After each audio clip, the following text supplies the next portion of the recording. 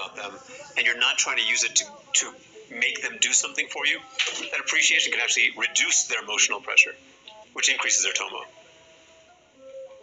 Yeah. A related question about the Stoller's experiment. So basically, the notable part there, it started with something they've been already doing, and the goal is not to stop them from doing it, right? It's not to make them.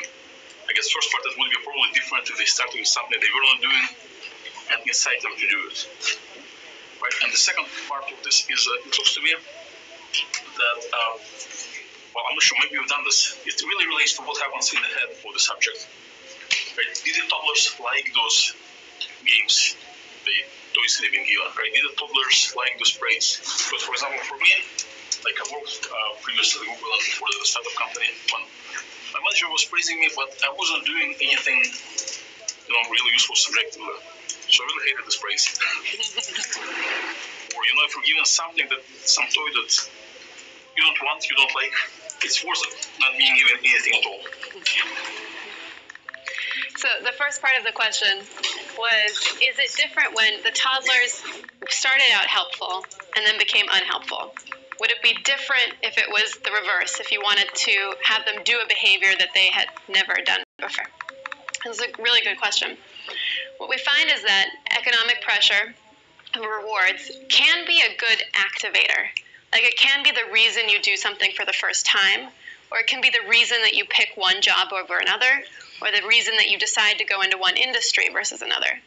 But when you look at who is highest performing once they get there, it's the people that are finding play and purpose and potential in their work. So, for example, investment bankers, maybe we haven't done this, but if you ask them why they went into investment banking, many of them might say, I went into investment banking partially for the financial rewards. But when you look at the highest performers, once they're there, it's the ones that are actually finding play and purpose in the work itself. You want to answer the second part?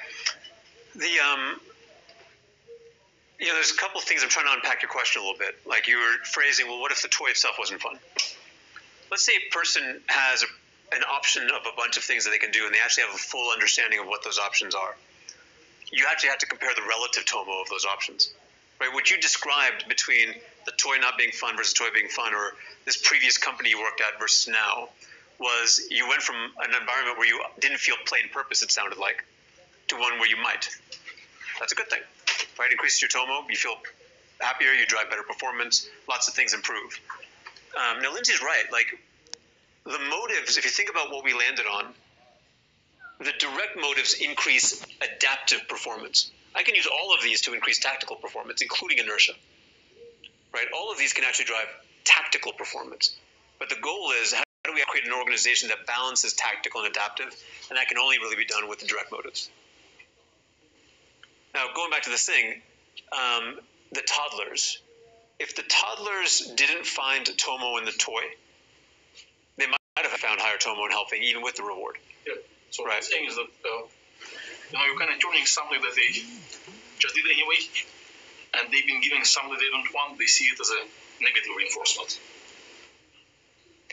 Yes. So in this case, the that they used had been tested to see if toddlers actually like them. So this was a standard way of offering a reward.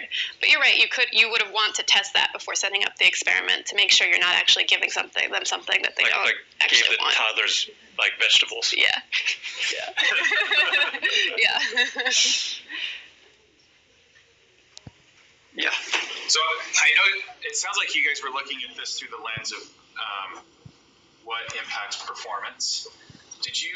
Has there been any study or research done on individuals' health and well-being, depending on whether they're on more indirect side versus direct side? Yep.